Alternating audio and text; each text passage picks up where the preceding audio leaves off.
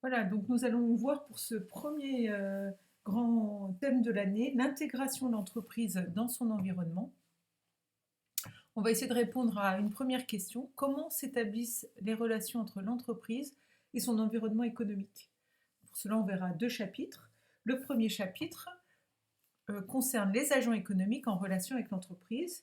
Puis on verra dans un deuxième chapitre comment fonctionnent les marchés. Donc on est donc dans ce premier grand thème, l'intégration de l'entreprise dans son environnement, et on regarde au niveau économique, c'est un chapitre en économie, comment les agents économiques entrent en relation avec l'entreprise. Donc on va revoir ce que sont les agents économiques et leur rôle. Alors la notion d'agent économique, qui est une personne qui a un comportement économique, c'est-à-dire qu'il prend des décisions qui influencent l'économie d'un pays. Un agent économique, il est défini par ses fonctions. Par exemple, il consomme, il produit, il épargne. Il est défini par ses ressources. Il peut avoir des revenus, des ressources qui viennent des impôts, des taxes, par exemple si c'est l'État. Et il est défini par ses dépenses. Eh bien, des dépenses de paiement de salaire si c'est une entreprise, des dépenses de consommation si c'est un ménage. Donc il est défini par ses fonctions, ses ressources et ses dépenses. C'est un centre autonome de décision qui va influencer l'économie d'un pays. Alors il existe 6 principales catégories d'agents économiques. Vous avez les entreprises, vous avez les administrations publiques, les ménages, les associations, les banques et le reste du monde. Donc on va regarder un petit peu de plus près chacun de ces agents économiques. Face à la multitude d'agents économiques, la comptabilité nationale va les classer donc en grandes catégories. Ces agents économiques sont classés sous une même catégorie parce qu'ils ont un comportement économique similaire, comportement économique qui est caractérisé par une fonction économique principale. Alors, les fonctions économiques principales des agents, justement. Vous voyez ici, on a leur rôle économique principal. Alors, si on prend une société, et on a leurs ressources. Si on prend une entreprise, c'est-à-dire une société non financière, bien son rôle économique principal, ce sera de produire des biens ou des services marchands. Marchands, c'est-à-dire qui ont un prix sur un marché. Les ménages, leur rôle économique principal, ce sera de consommer et d'épargner. Les administrations publiques, leur rôle économique principal, ce sera de produire des biens ou des services, comme les entreprises, mais cette fois non marchands, c'est-à-dire gratuits ou à titre quasi gratuit. On reverra ces deux notions.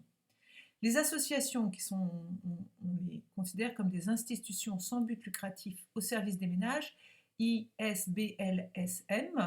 donc institution pour I, sans but lucratif S, sans but lucratif au service des ménages M. Voilà. Donc leur rôle économique principal est de produire des biens et des services là aussi non marchands. Alors la différence avec les administrations publiques, vous avez vu, ce sont produire des biens ou des services collectifs pour les administrations publiques. Les banques, elles élaborent des produits et des services financiers, cette fois marchands, qui ont un prix, un coût sur le marché, un paiement. Et puis le reste du monde, bien, ce sont l'ensemble des échanges, des exportations et des importations qui auront lieu entre les entreprises nationales et le reste du monde. Donc entreprises clientes à l'étranger et fournisseurs étrangers d'entreprises nationales. Pour les ménages, ça peut être aussi des liens dans le tourisme lorsqu'ils partent à l'étranger. Donc voilà pour le rôle économique principal des grandes entreprises. La notion de production marchande, alors ça c'est important, production de biens ou de services qui sont destinés à être vendus sur un marché à un prix résultant de la rencontre entre l'offre et la demande, soit à un prix concurrentiel. Et la production non marchande, c'est une production qui correspond à la fourniture d'un produit ou d'un service gratuit ou quasi gratuit, dont le prix n'excède pas 50% du coût de la production. C'est pour ça qu'on l'appelle gratuit ou quasi gratuit. Donc il faut retenir que l'on dépasse le seuil de la gratuité, par exemple quand il y a des frais d'inscription à l'université, quand il y a le droit d'entrée à une piscine municipale. Bien évidemment, le coût de mon entrée à la piscine municipale, elle est très loin de couvrir l'ensemble des frais de la piscine. Elle ne va couvrir que moins de 50% des frais de la piscine. Voilà, et ces produits sont donc non marchands. Voilà pour la production marchande et non marchande. Alors dans un grand 2, on va voir les échanges entre l'entreprise et les autres agents économiques. Alors déjà, premièrement, il faut qu'il y ait un échange. Alors des échanges vont porter sur les opérations sur biens et services, donc la production, la consommation, l'investissement, qui sont les 3 grandes opérations qu'on retrouvera dans l'échange. Produire, consommer, investir, épargner. Et puis, il y a un certain nombre d'échanges sur les opérations financières. Alors, capacité, il va y avoir un certain nombre de personnes qui vont avoir un surplus de financement, donc ils seront en capacité de financement. Et puis, d'autres agents économiques qui seront en besoin de financement, donc qui devront aller chercher un financement sur le marché pour pouvoir eh bien, investir et produire. Donc, l'échange est nécessaire à la satisfaction des divers besoins de la population, puisqu'évidemment, les agents économiques ne peuvent pas produire tout eux-mêmes, et ils se spécialisent dans une activité, dans un métier, et c'est grâce aux revenus qu'ils perçoivent qu'ils vont pouvoir échanger, c'est-à-dire acheter les produits dont ils ont besoin. Donc, évidemment, les opérations financières, on verra que les intermédiaires, ce sont les banques ou directement le marché financier. Alors, la représentation des échanges entre l'entreprise et les autres agents économiques. On appelle ça le circuit économique. Alors, le circuit économique, il montre l'ensemble des échanges entre les différents agents économiques. Les 4 principaux agents économiques qui sont représentés sur ce graphique engendrent des flux réels, c'est-à-dire des flux physiques de biens et de services, et des flux monétaires, c'est-à-dire des flux financiers, en contrepartie. Donc vous voyez ici, vous avez flux réel, flèche en caractère grave, flux monétaire en pointillé. Alors si on regarde, par exemple les entreprises, vous voyez, les entreprises, elles ont entre les banques et les entreprises, les banques vont accorder des crédits aux entreprises et les entreprises vont, elles, épargner ou faire des placements dans les banques.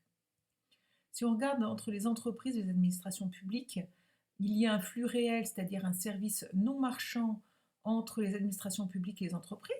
Par exemple, la santé, les hôpitaux, elles permettent à leurs salariés de se soigner, elles permettent d'accéder aux routes, à la formation, donc des services non marchands collectifs, de biens collectifs. En contrepartie, les entreprises, elles paient des impôts et des cotisations au flux monétaire. Si on regarde au niveau des ménages, alors les ménages, vous voyez, eh bien, ils reçoivent un flux monétaire qui est un salaire de la part d'entreprise, et puis en échange, ils donnent bien un flux réel, c'est-à-dire un flux de travail. Les administrations publiques, elles permettent aussi, elles donnent des services non marchands, collectifs non marchands vers les ménages. Pareil, les soins, la santé, un certain nombre de services, services dans les transports, dans l'éducation, dans la sécurité, et puis en échange, eh bien vous voyez que les ménages reçoivent aussi un certain nombre de flux monétaires qui sont des prestations sociales, mais en échange, les ménages payent des impôts, des cotisations, des taxes pour financer les administrations publiques. Voilà, si je reprends les 4 grandes institutions, et puis on pourrait reprendre entre les ménages, bien sûr, et les banques. Donc voilà pour ce chapitre, vous pouvez maintenant faire les petites questions qui suivent.